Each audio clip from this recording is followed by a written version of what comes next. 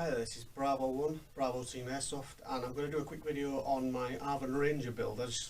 If you've seen a few of the videos, as you know by now, I seem to collect and research and buy a lot of different area of stuff. In total now I think I have about 13 different loadouts, and I haven't done videos on all these loadouts yet. Some of them are still building, like the current one I'm wearing is a SEAL Team 2 loadout, and I'm still in the mix of buying and building this up. As if you do this sort of hobby, you realise that every pouch costs quite a bit of money, and as it all stacks up as one kit, it's very expensive, so it does take some time to do.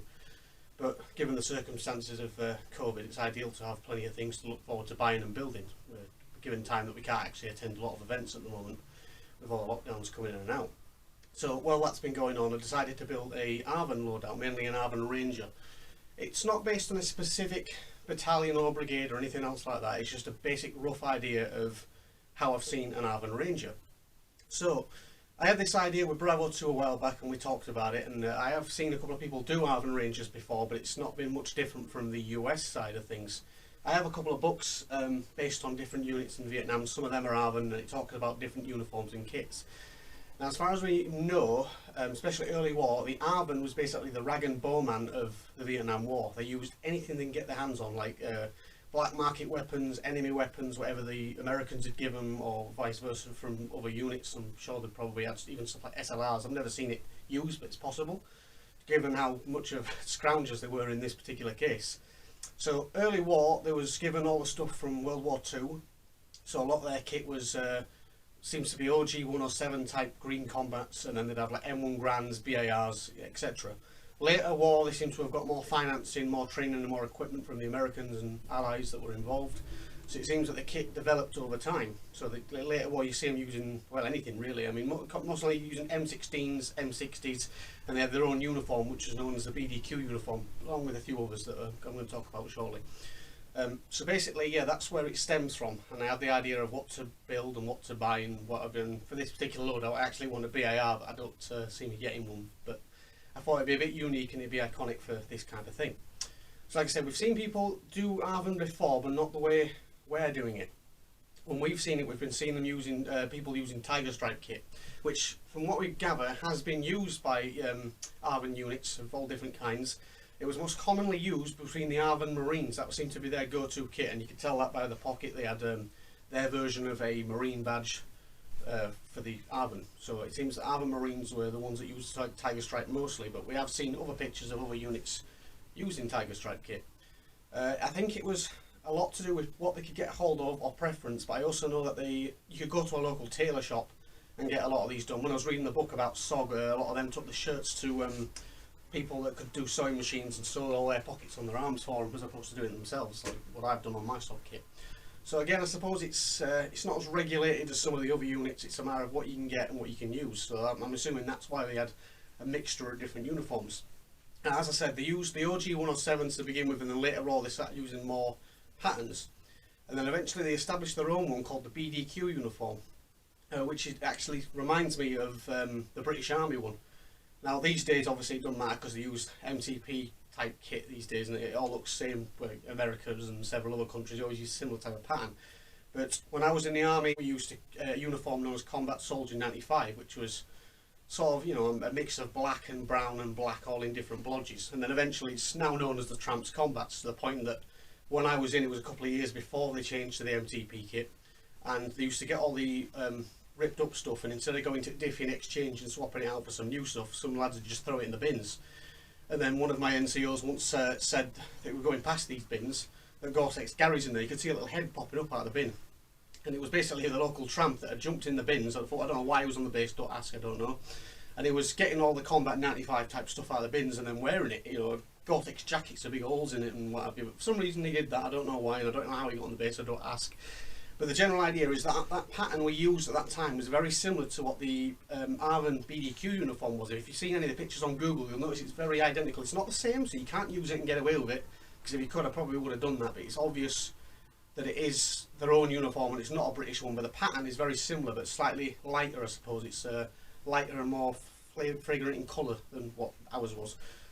So I've looked for that uniform and it's near impossible to get. For what I gather, when the war ended, a lot of these uniforms was burnt. Same with flags and any other Arvn type kit, it was just destroyed. so there isn't really a lot of that stuff flying about. The stuff that I have found is stuff that have made its way to America, and I've seen it on eBay, but it's going for like $500–600 just for a shirt. I've talked about this in previous videos. I will make it as accurate as I can to the real thing as far as the gear goes, but when it starts to get stupid prices, then I will buy a reproduction kit or something close to that kit, as long as I can sell it. So the BDQ option is out completely. Now I could have done it with Tiger Stripe kit. Now I have two different types of Tiger Stripe kit for two different units. I've got one for LERPs and one for Mike Force, which is still an ongoing project. It's still something I'm building, that's why I've not done a video yet, but I do have two different types of Tiger Stripe kit. So I could have used one of them to do my Arvn kit, but again, it's a commonly used thing done by people that do Arvn kit. I wanted to do something different, more unique, different type of kit to what I've already got in my wardrobe. So I was looking for other kits, and obviously, as I said, I couldn't get the BDQ kits. I could have done it in the, you know, the OG 107 kits, but the older stuff didn't really appeal to me as much as the modern stuff, as most of my guns are all modern, and we'll get back to that in a minute. So my next option was the 1944-1945 duck hunting camo you saw in in Asia, basically around World War II. It was obviously fairly uncommon at the time, but it was getting used. And the South Vietnamese built a BDQ uniform very similar, almost identical to that of the what I call the duck hunter camo. It's probably got an official name, but it's what I refer to it as. It's what Brother 2 refers to it as. So that's just what we've been calling it. Like I said, it probably does have an official name, but we refer to it as the duck hunter camo. So the Arvns used, I don't know whether it was a specific regiment or whether it was tailored. There's not a lot of information on this with the Arvn. It's very limited. It's just the pictures that I've seen on Google and the books that I have. So in terms of that, I decided to get this duck hunter kit and use it in place of BDQ uniforms. As from a distance, and if you're not an Arvn expert, you probably won't even know that this is the American kit as opposed to the BDQ kit, as they're almost identical. They are different, but almost identical, especially from a distance. And even then, I can still swing it. Even if someone does say, well, it's an American uniform, it's not a BDQ uniform, so what? They use the multiple era of kit. It is, you know, World War II Vietnam era kit. It was used. So either way you look at it, being BDQ uniform or an American uniform, it still sells the practice of an Arvn Ranger.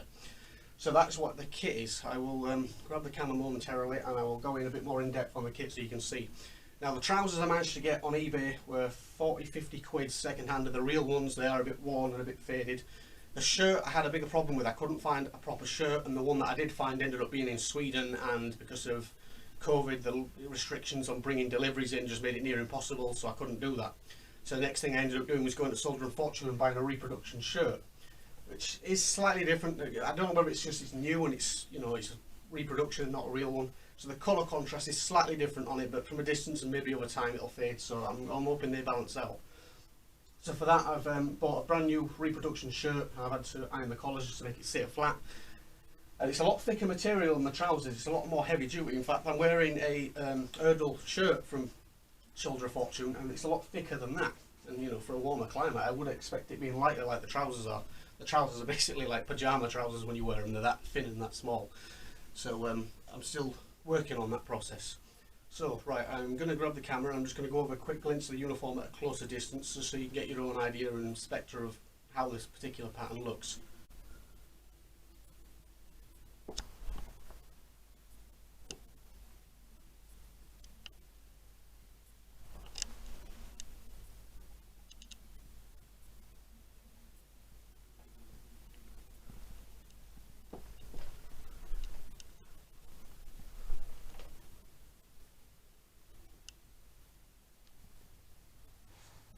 From that image I should have managed to have filmed it a bit better, a bit closer up so you can tell the pattern and the details slightly different from, like I said, with the BDQ uniform, which are highly unlikely you find. You might be a collector if you're into this stuff, and it is directly aimed at what you might call NAMSofters, or people that just do Vietnam Airsoft and Vietnam milsims.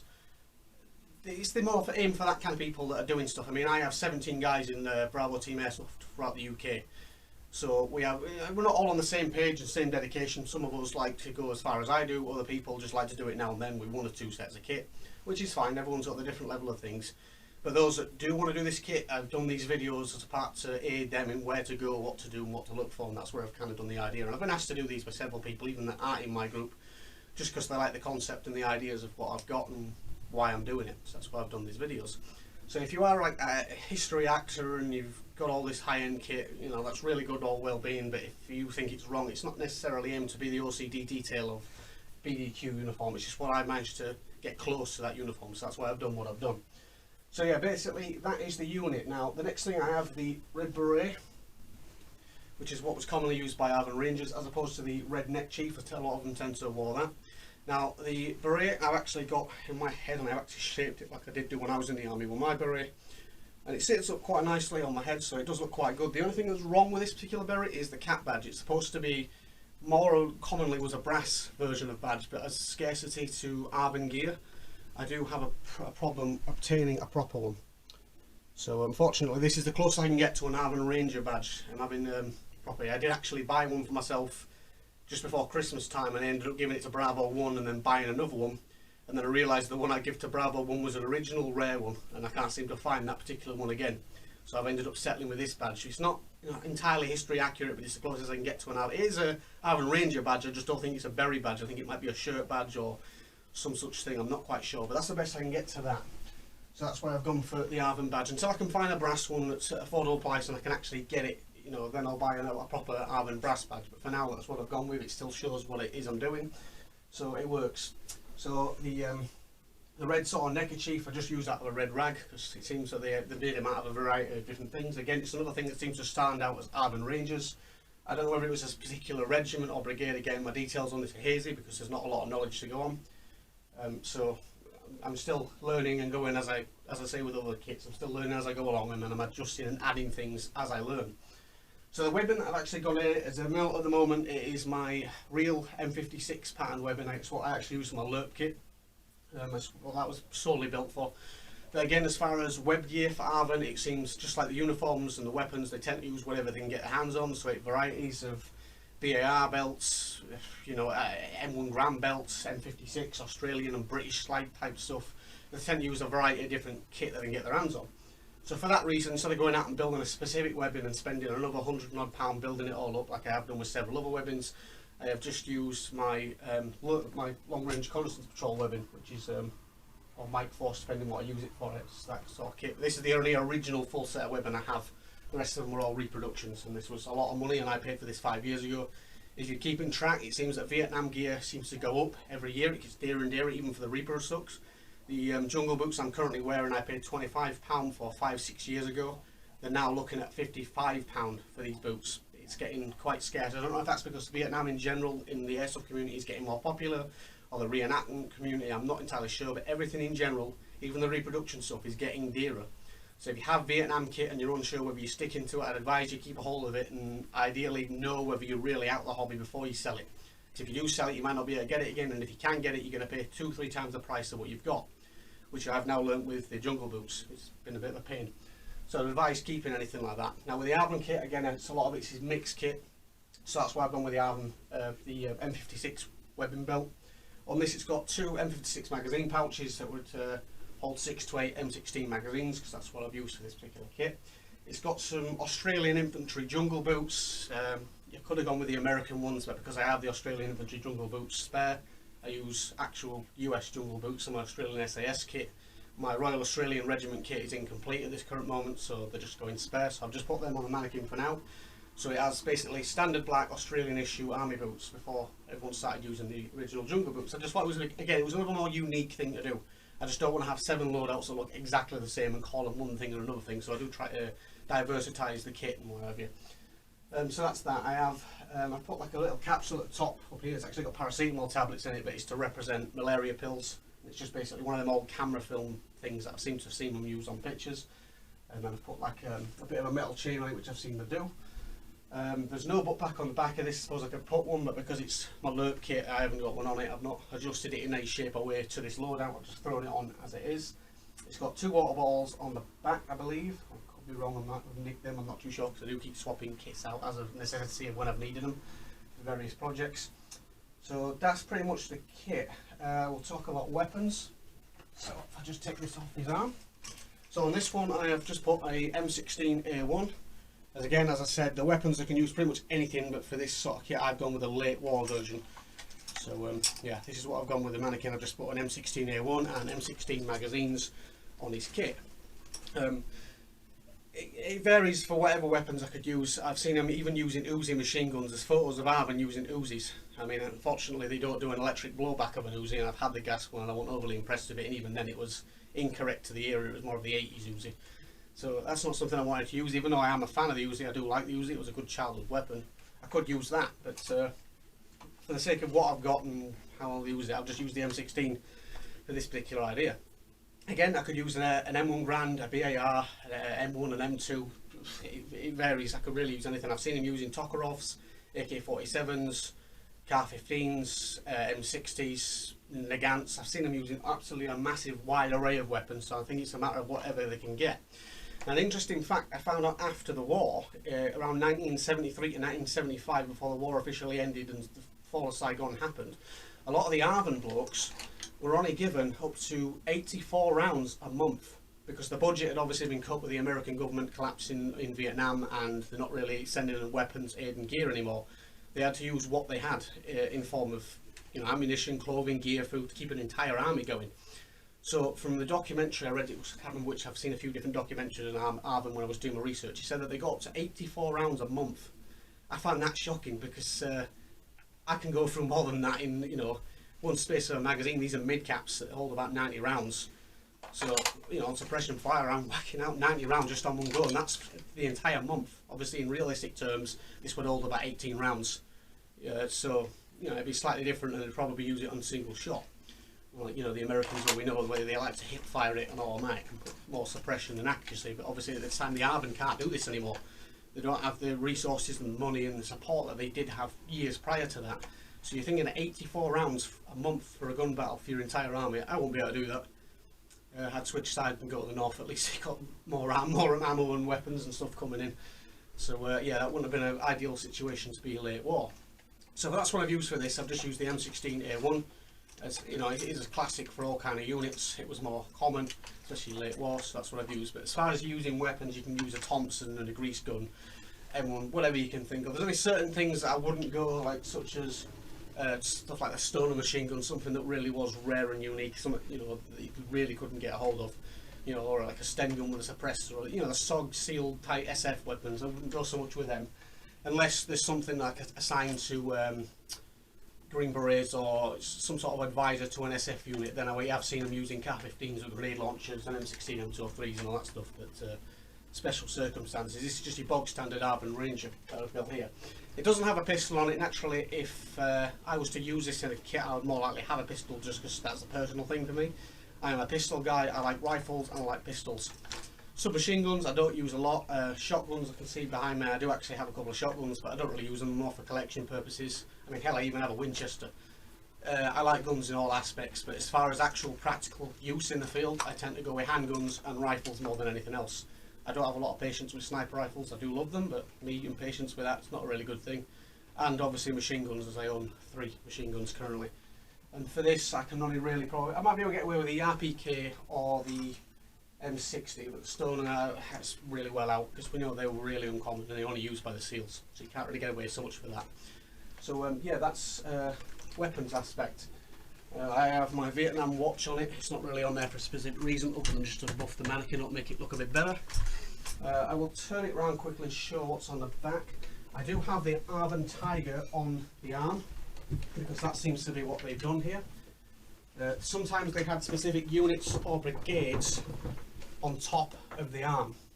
For now, just to simplify it, because I said I've not based it on a specific regiment, because I don't want to get too into the details on this kit. I've just put an Arvn Tiger on the arm. So sometimes they have certain numbers or some sort of writings on it. This one did actually have some sort of writing on it, and because I didn't understand it, I didn't want to complicate it, especially to Bravo 2's kit, because he's building the same sort of kit as I am. I didn't want to make it look like we're from 2 different regiments, not understanding what the Vietnamese writing above it said. So I've done away with that and just kept it as the Arvn Tiger kit. I have obviously a standard US Army bayonet on the tank for the M16, which has worked quite well for me. Turn it around again. Because the bayonets do actually go on the M16s, which I'm quite impressed with. So yeah, we've got 2 water balls, 2 M56 water balls on the back. One's a real one. I've got a repro on it because I took the real one from a SOG kit at the last milsim. I have a field pouch on there that normally has handcuffs on it. I do have a holster on this. So I have a holster with a 1911 in it, because I have multiple holsters and multiple 1911s. just like the current one that I'm wearing, which I think is my sealed one. This leather's a bit new because it's one of the builds, so I don't think I can get this off. Which is this one, which is basically the same as that one, just a different pattern. Got the water balls on this, and then I obviously have the jungle pack. Now this, I've used this bag for several different loadouts, as you've seen in previous kits, as anyone have. These are getting very hard to get a hold of. Any Vietnamese rucksack in general now, it seems to be getting really hard. Now I paid 70 quid for this 5 years ago on Soldier of Fortune. They literally disappeared then, and if you can find them, you're looking at them at £200 for one now. And this is just the standard Arvn ruck. It is a real one, it's not a reproduction. So these are getting hard to find. The next thing I wouldn't mind looking after is like a tropical rucksack. But again, that's another thing that seems to be really hard to obtain, a proper era correct one, instead of the Alice ones that we're all seeing. So I've got my Wubby on here, which is, would have been the sleeping bag liner, as we now know as Wubbies. I have a couple of these, so now I'm using them. I've got various things like maps of different sites in, not currently that I'm going to. Because this is mixed, it does have a bit of things that won't really be in it. Like I have a 5th Special Forces bury in there, a spare one, which obviously I wouldn't need for this loadout. Cups, I've got like mosquito repellent, oil, what else is in here? Magazines, ammo, rifle cleaning kit, which is actually for a 173rd kit. But because this uniform, this pack gets used for different loadouts, I'm not going to go too much into the details and the inaccuracies of what's in here, what shouldn't be in here. I've just thrown it on the mannequin for the time being, just to buff the kit out. Because usually when I build a kit, it goes onto the mannequin just so I can progress. I put the trousers and the boots on, then I build upwards until we've got the full kit. And because I'm not buying another jungle pack with them being so rare and expensive, I'll just stick to the one that I have. So I think that's everything on that front. Again, I don't believe there's anything that goes on this arm. It varies in the badges. I have seen some that like a lot of people are wearing them with different name badges and units and stuff, but I didn't want to complicate that, so I just kept that as it is. So yeah, that is basically what I've done for the Arvn Ranger kit. It's not exactly a common or easy build, which is why I've done it, but you can play around with it if you wish to use different weapons, different uniforms, weapons. I'm sure you can manage it as long as you've got the Arvn badge on the arm, just to signify that it is an Arvn unit and it's not some random unit. I was trying to segregate the unit that I was doing from the standard American unit, because people do use Tiger Stripe kit, and from a distance when it's all Westerners dressed as Arvn in US era kit, it's not much of a far effort from what they actually use in the Americans as far as seals go, because there's a white guy in Tiger Stripe kit. So it doesn't really sell it as an Arvn kit, it just looks like an easy made, quickly done Arvn kit, which is why I've gone to the complex details of finding a different uniform, the beret, the scarf and the badge. Just to show that it's an Arvn inspired kit and it's not just a quickly put together ERDL kit. I mean, I've noticed in Soldier of Fortune there's a weird ERDL kit that's gone there as Arvn, but it looks the same as what I'm currently wearing more or less, so I ain't really going to go to that either. So this is the best kit I've been able to do as of far. So I do have other kits building, but this is the next one that I've done, and getting myself motivated to do these videos is a bit of a pain. I'm hoping I have cleared up some of the static, the sounds and the vision of my videos, because I was doing it on a phone. I'm now doing it on a camera, a better camera with better quality and a bipod. I've also sorted out my lights so there's not much glare on the video quality, so I'm hoping these videos are a bit clearer and better than they have been previously. So well, I suppose we'll just have to see what you say to that one, so I'm hoping they have been done a bit better. I will at some point get around to doing more videos, because I do have a couple, and then once I can actually go back to events, I will take this camera to events and actually start filming some of the gunfights. As most of my videos the last year have basically been kit reviews like this, and it's not supposed to be. It's supposed to be, battle videos and camps and milsim sites and all that sort of stuff. But with the limitations on what I can do, this is what I've gone with so far, and this is what I've been able to do. It's a way of keeping the hobby and the company going, really. So that's the idea behind it. So this is Bravo 1, Bravo Team Airsoft, and thanks for watching.